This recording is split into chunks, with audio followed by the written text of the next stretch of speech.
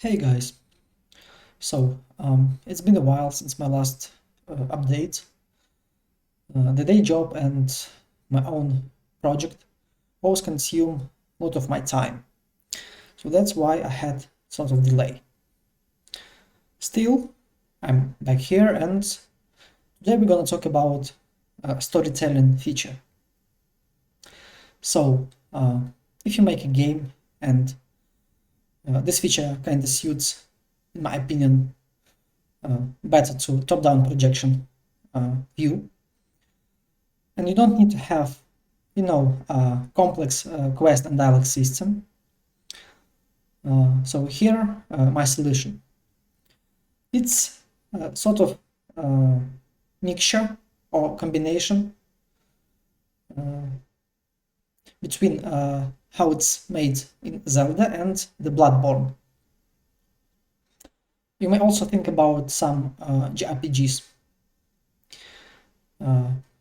Assume that your character is walking around and he's meeting some stranger. This stranger might contain useful or unuseful information. So you try to interact with him, and you may see quotes of text appearing on your screen. You have a possibility to read it all and then to scroll it. As I said, this data that he provides may sound like just chattering, or it might be the quest. Especially if you use chat GPT, you may produce, depending on your prompt, kind of interesting results for your dialogues. It's not like the dialogue, it's mostly the monologue, because in those games your character commonly doesn't respond. So you just listen and try to guess whether it was useful for you or not. So, as I said, ChatGPT can get you this mysterious vibe, and your kind of storytelling feature will look solid. So that's what we're gonna do today.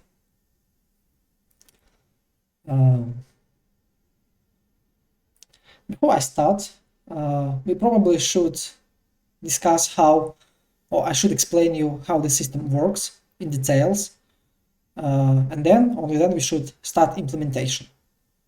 So I have the picture I made earlier.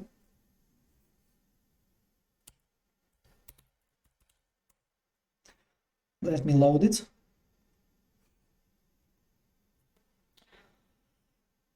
So it may look confusing, but it's actually kind of easy to understand. With this approach, any entity might be the quest giver or generic NPC, and each item in your game can be the quest item. We're gonna use gameplay tags as the universal ID, and we're gonna make some maps where this gameplay tag gonna be the key. Each map contains of different values, so you may see we have the map of tag and text, tag and integer, and tag and boolean. As you know, like I'm making my project using blueprints only, so that's why I chose to go with the data structures and data tables. If you use C++ project, probably you should go with data asset. We're gonna make some data tables. For each quest, we're gonna have the separate data table. For simple quotes, or for the generic one, we're gonna have one big data table. So as I said, once you start interacting with an entity, with an NPC, depending on their what tag it contains inside. It's gonna be just the chattering, yep, chatter box, or the quest giver. We're gonna get all of those data tables and collect them all and store inside one big map. So with this approach, as I said, any actor can say something. Items that we're gonna place in our world, they are all derived from the one, or maybe like from one class, and children might be also derived from this class also. It's like the recursively, like the tree system. As I have one interactable base from which I derive the container, the consumable container. In my game, it's the socketed item, so it can be the weapon and the armor and so.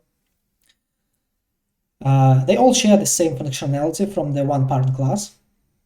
So once I start interacting with an item, I'm simply gonna update the progress if the proper tag is set to my item. So if the tag that I have in my map is the same that I'm gonna update the progress with from my item, if they are similar, that means that the condition is completed and I can start with the new quest step. I'm gonna store everything inside the actor component, which I'm gonna set to player controller. Player controller here is the way to prevent the data lost. So in my game, I have sort of possessed and unpossessed system. So I have the hover car and maybe hover bike. We'll see. I unpossess from my character, and I need to save my progress somewhere, and the player controller here is the way. If you have the lobby or you're making the multiplayer game, probably you should find the better place, maybe like the game instance. So, one more interesting thing is the map with the integer. The whole quest system is about interaction with someone. And here comes the tricky part where, let's say, we start interacting with an item. And okay, we start interacting with an NPC and he said to do something. If the quantity of this something equals 0, it means the simple interaction. So it's like go and visit some vista, go to speak to some NPC, go steal car, maybe go to lit the fireplace, go and drop some tree, and so. But once this counter is higher than 1, or like 1 and so on, it means that we should interact with more items of the same, or maybe of different classes, but with the same tag. And once we start interacting, our counter will be increasing, and we will be rewriting the value for this particular tag inside the map. So it's like the iterative stuff. Kill someone, spend some money, bring me some apple pies, and so and so. So basically it's all about interaction, but with different, like in different ways. But it's all essentially the same. And the next map is the map of conditions.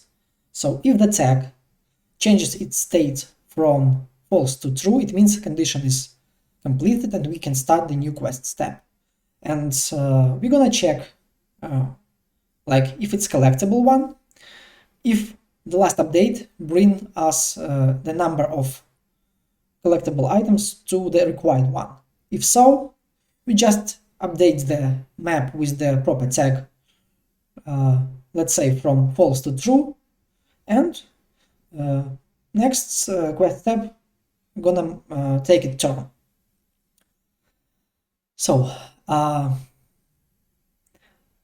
gameplay tags also have the dev commentary section, and once you like have the data table with your quest where your all steps are written down, probably you should go and update the gameplay tag with more appropriate data, which not be visible for the player, only for the developer.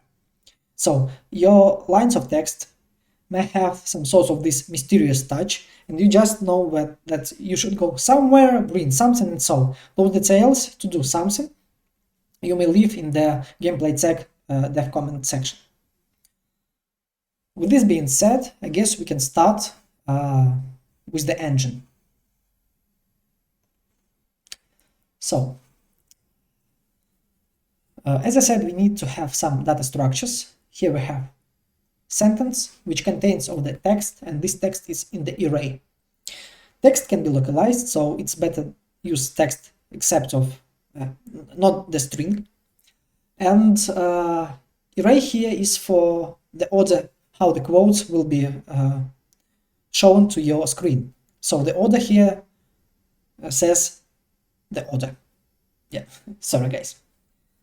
So it means that unique ID, like the first index is one quote, the next one is the next, and so and so. Next, we have the storyline structure. We have the reference to our previously created structure of sentence, this one. And we have the gameplay tag ID.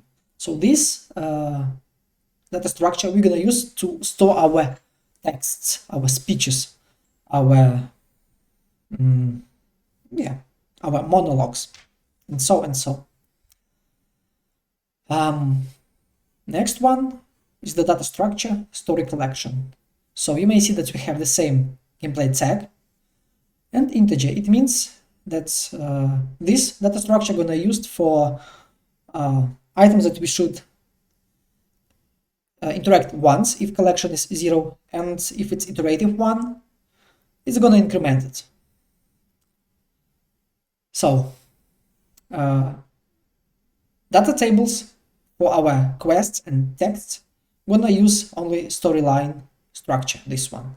This structure is just the way how to organize certain quests through the NPC in the world, because every NPC have exposed data into the details panel, so you may change it in your level so many times as you want. This one, just for the sake of this tutorial, is the data table of my phrases for the generic one. So you may see that I have tag here. Tags can be modified from data table up here. You just need to press edit, add new gameplay tag. And to have this beautiful hierarchy, you just need to separate each category with the dot. Comment here is what I said. It's about to store this initial data, essential data, like how many items of this one I should collect, maybe. And another data table here is the quest. So yep, that's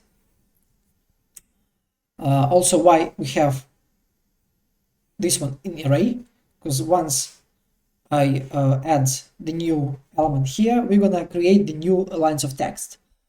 Each row here is for one particular quest step. So let's say this piece of quest step will be applied until we complete all of our steps. As I said, step completion becomes once this tag meets the same tag in our item, and we update the map with the boolean type. Next gonna be this one. It's some sort of like end speech. So think of the Dark Souls, yep, or the Bloodborne, when you start talking to some NPC. Once the condition is completed, you should say something at the end, or repeat those quotes from every time that you interact with this NPC. It's the way how they usually handle it. We can also combine those gameplay tags inside our NPC, so we can have like this quest and maybe some tags from this one. So let's say we complete this condition and this condition, and then we have some sort of just generic phrases that our NPC gonna tell us once the main quest is done. So as I said, I have the storytelling component, it's actor component here, and I store it here in the play controller. This way, we just need to press add and select it once we create it. This one. To make the data structure, you just need to press right mouse button inside your content browser and go to the blueprints structure. Let me show it here. This one. The same goes for the data table, except we have changed the category to miscellaneous and select data table. In the drop-down menu, we just need to select the proper structure and it's going to create the proper layout. As I can only interact with one NPC at once, I'm gonna have only one widget at a time appearing on my HUD. That's why my storytelling component here on the event begin play, I just create the storytelling widget, which looks like this. We're gonna create it and leave it as is.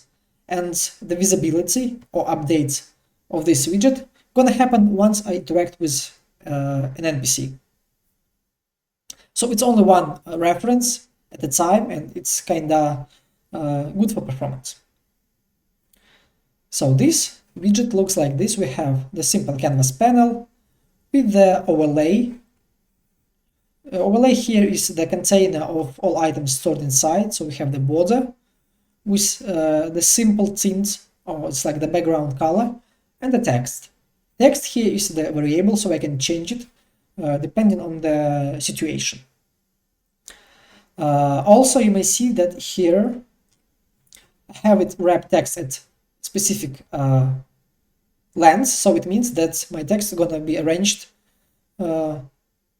it's going to be automatically arranged once this condition, once this threshold is done.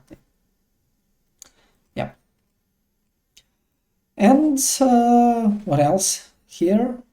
Oh, overlay grid here is set to size to the content, so it means my behavior of how my messages are shown changes depending on the length of the text, so it looks it just looks better. Now let me think about what to tell you next. So we have our widget, we create all this necessary information. The layout, fonts, the color for you to decide how it's gonna be look. Let's go to the graph. Here we're gonna create two functions. And let's continue with the essential data that we need to create first, and then how to make it work. Function update story from source and display story on HUD. This function here, in inputs you should add the incoming story. It's the incoming variable with the text data, and this text is arranged to be the array. We also have one here, story, the boolean allow scroll, and integer required clicks. It's how many times you should click to scroll over the text, and once the required clicks condition, they are the same, so we have we need to press it 5 times because we have 5 quotes. If those conditions are the same, we're gonna just destroy this widget and continue with our movement, our gameplay, and so on. So we've created those variables. Now let's go back to storytelling component. We have several functions. Pass stories db is the function that we're gonna merge our data tables. Update story collection with the input of the story collection structure, which arranged to the array, and this one leave it as is for now. That's the reference to this structure.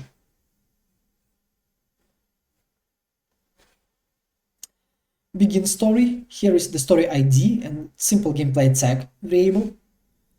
Finish story, get story progress. So we have story collection array and output story collection single output. And set story progress. Story ID as an input is the simple gameplay tag. For our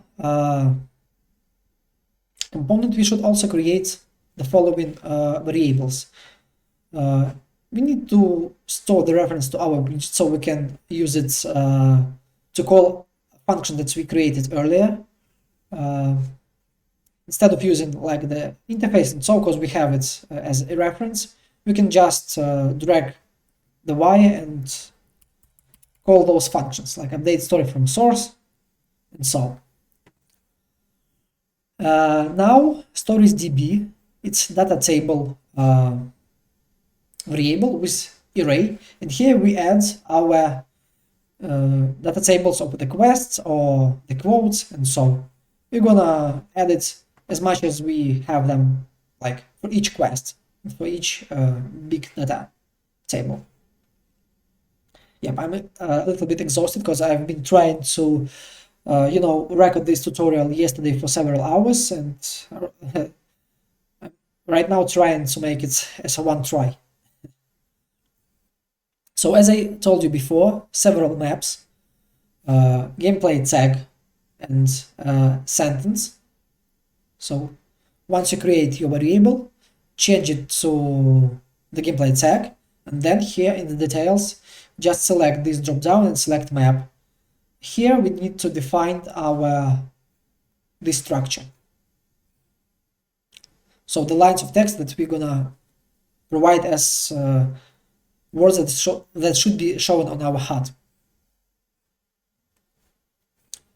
Next one, stories status map.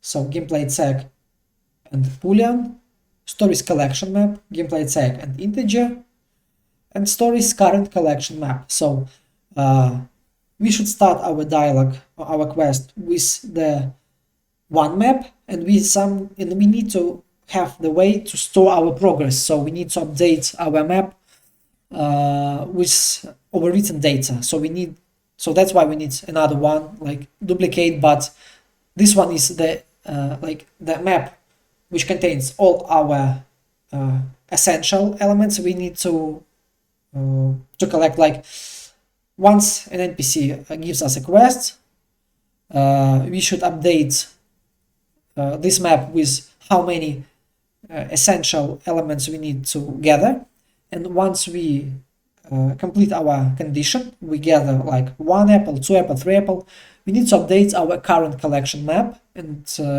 then to check the value from this map if it equals the value from this map. So if those values are the same, we need to update our status of the quest. Let me get a sip of water and I continue. Yep, definitely not one try, but still. Okay, we're done with this data.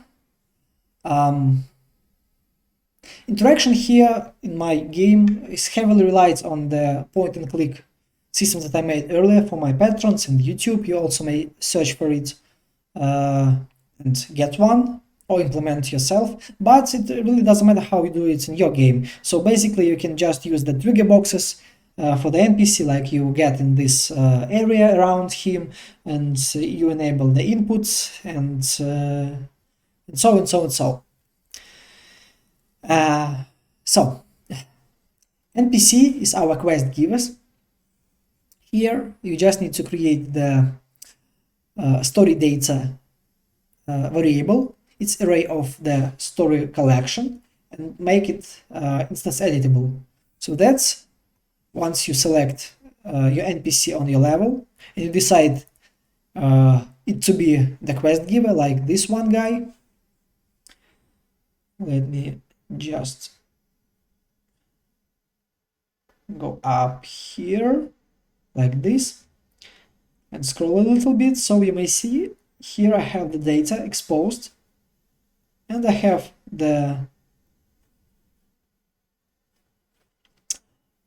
how it's called, yeah, our user variables.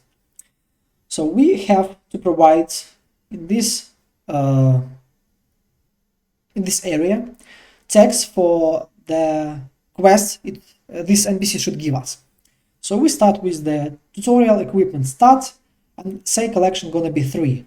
That means that I should collect 3 items which have this tag.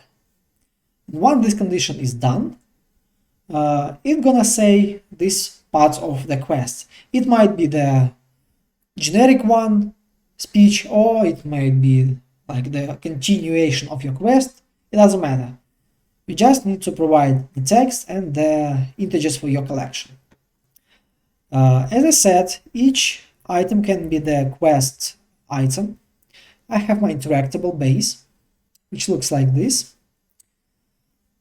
Here I also have the story ID. It's the gameplay tag variable, also instance editable, so I can update it from the scene. So for this element, as you may see, I have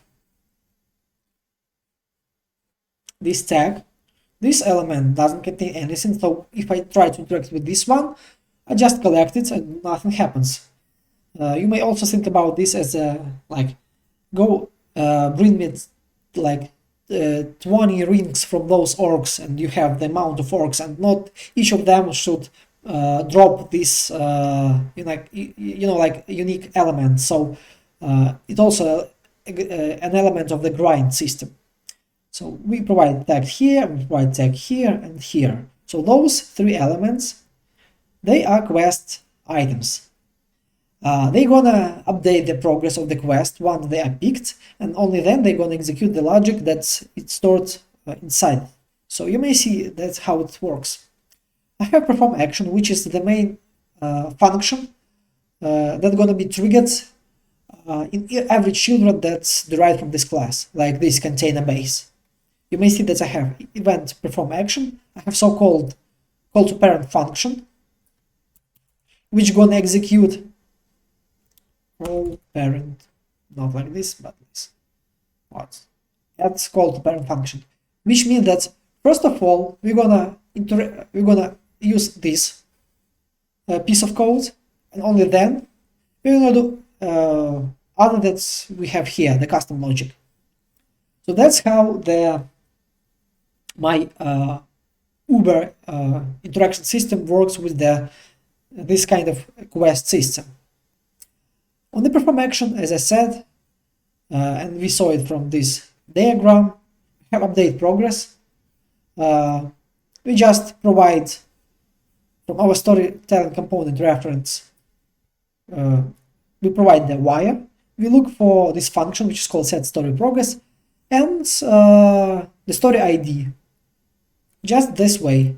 So this function will look for this tag inside our map, and if it has some sort of collection, which we're also gonna provide,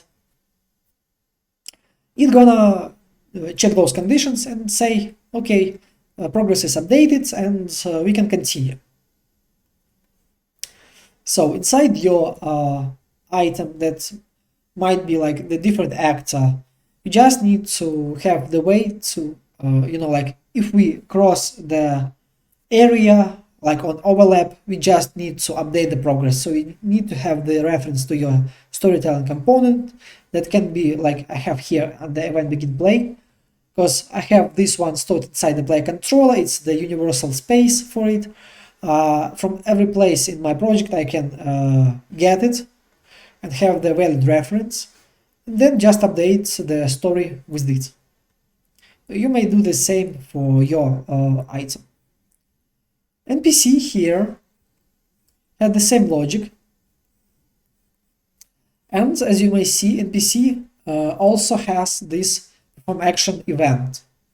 So the same as I have it here.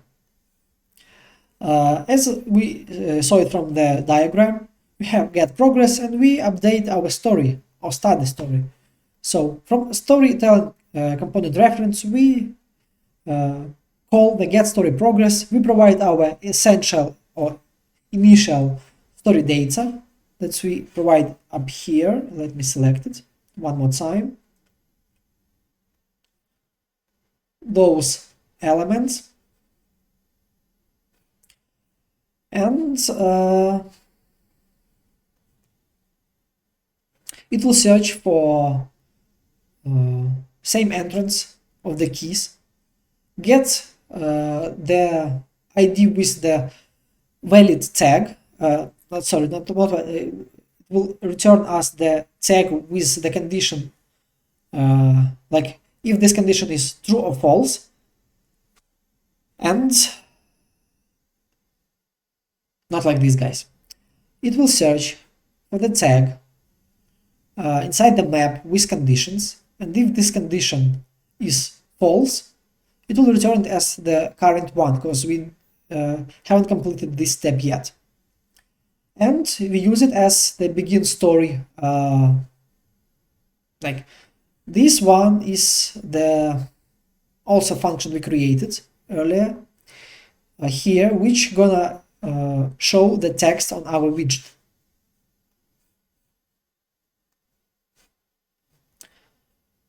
What else? Also, once each entity or each NPC is created, like this guy, maybe this guy, you see that they all have those tags with the collection inside, like this.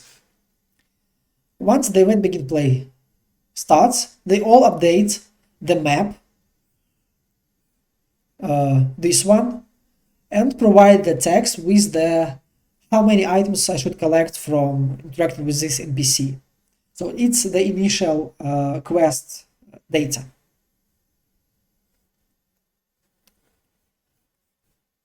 And this one, but this. That's why we have update story collection. You may see my commentary, set collection required to complete story. So, and we're gonna reference this data once we have collect something. Whew. This being said, and container here, you may also see how to update the progress. Yeah. Now let's implement our functions. So storytelling component pass stories db. We get array of our stories db. You may see I also have a few local variables just to arrange my graph look a little bit cleaner and tidy. I get data table row names. It's like each row here, so it's like 1, 2, 3, and so on and so on. So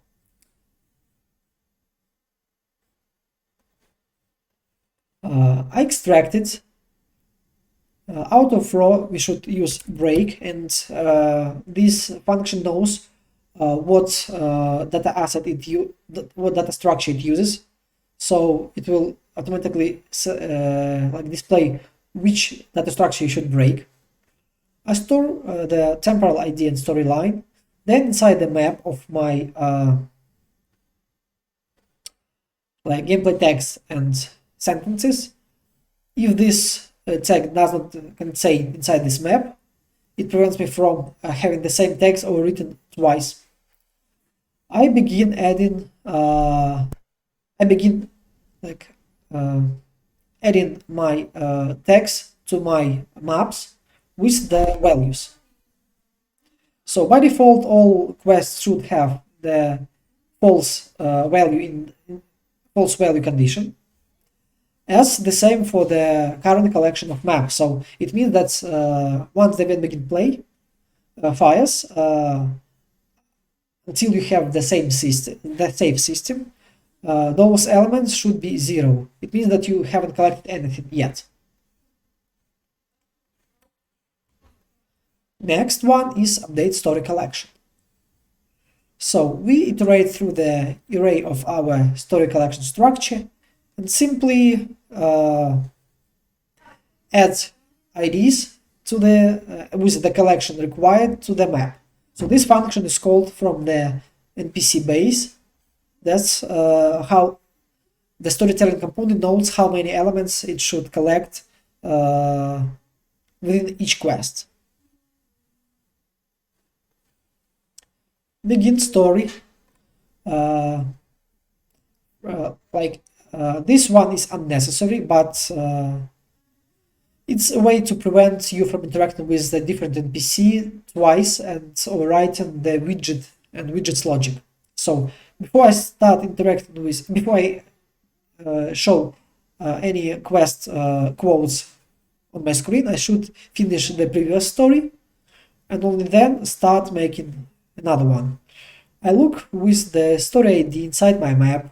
I break this structure if the condition is meant and provide this array of quotes here as a temporal variable. Then I check whether my storytelling widget is on my viewport and I add it if it's not on the screen, and update story from the source. It's the function which I call from the storytelling widget, just like this,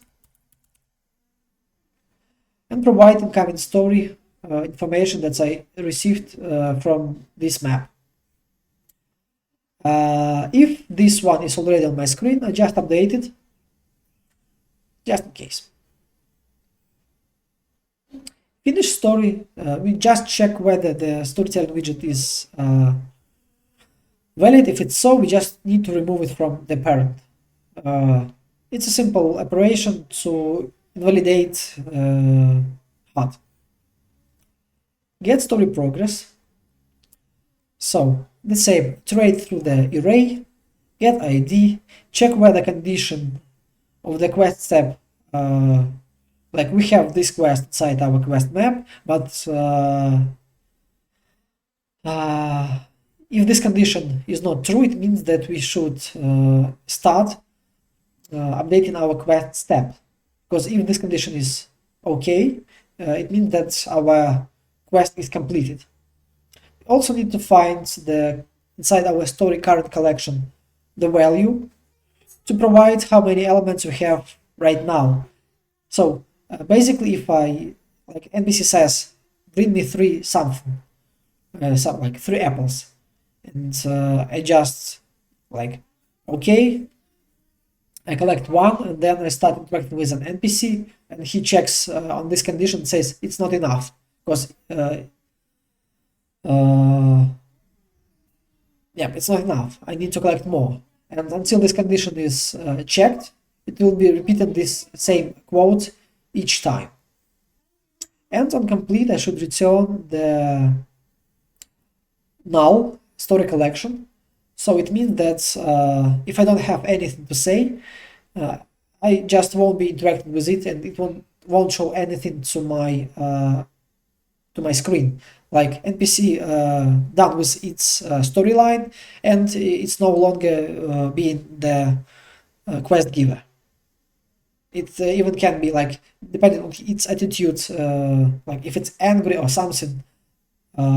If you have the quest twist, you killed someone and you should not do this, depending on this condition, it won't speak to you anymore.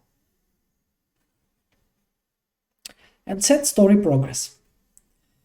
So find the collection elements, check if those elements are the same, like inside our initial map and our current map. We need to increment it, and this one is the check. So whether those are the same, we're gonna update our map with this condition that this quest step is done. If it's not, we just need to update the current collection with the increased amount of collected elements. That's it. And I guess the last one is our widget here. So those functions, let's fill them up. Update story from source. We set our variable here, story, as the global variable, so I can use this one inside other function here. I set allow scroll. It means that until this condition is met, I cannot complete, like, scroll to another part of my quest quote. I should disable the input so I cannot like walk away until I have seen all the quotes. It's like in Zelda made. And I call display story on hot from this function. This function checks on the condition if the allow scroll is okay. And then it's the tricky part, because required clicks here is the number of quotes I have in the story array. So it means that if this I have 5 quotes, it means that required clicks is the number of quotes I have inside this array. Just so simple. I check whether I have the valid index, as the array starts with the 0, and required clicks also start with the 0 here. I need to search for the first entrance. It's the first phrase inside our quest line.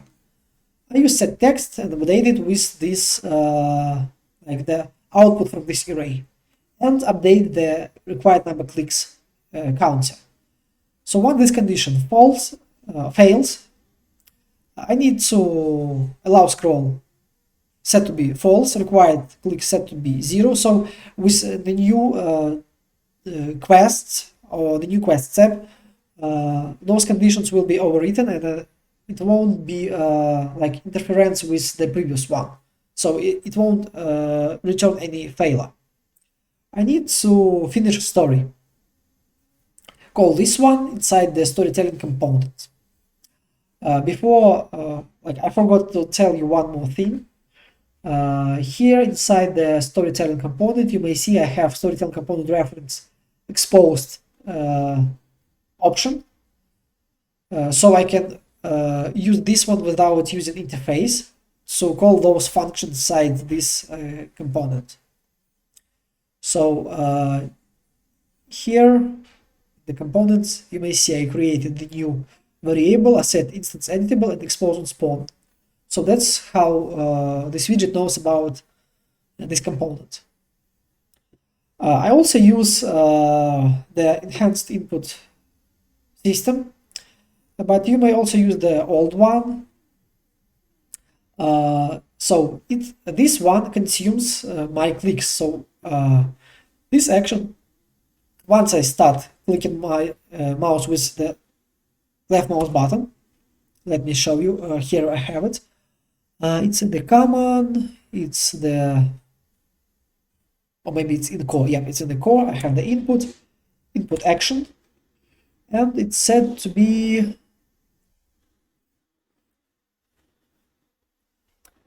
not here. This section is called inside this input context. Yeah, so this action is called using my left mouse button.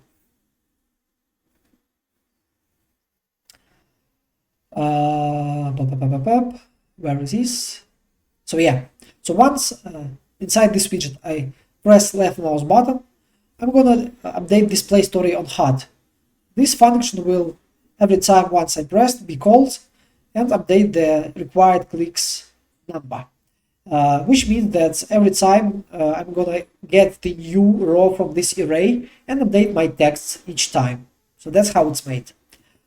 So once the event destruct is called, and this event is called once my storytelling component says remove the widget from the parent, from the viewport.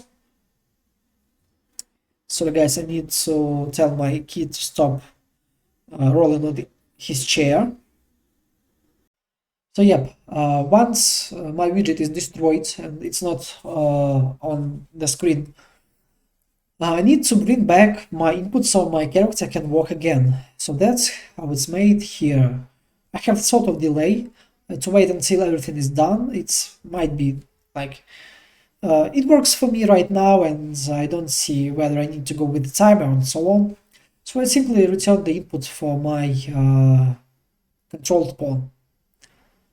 And that's how this one is made. So all you need to do right now is to bring your NPC on this scene, provide those tags, and inside those quest elements, provide the similar tags if they should be used as the quest items. So once I press and launch my game, you may see it one more time.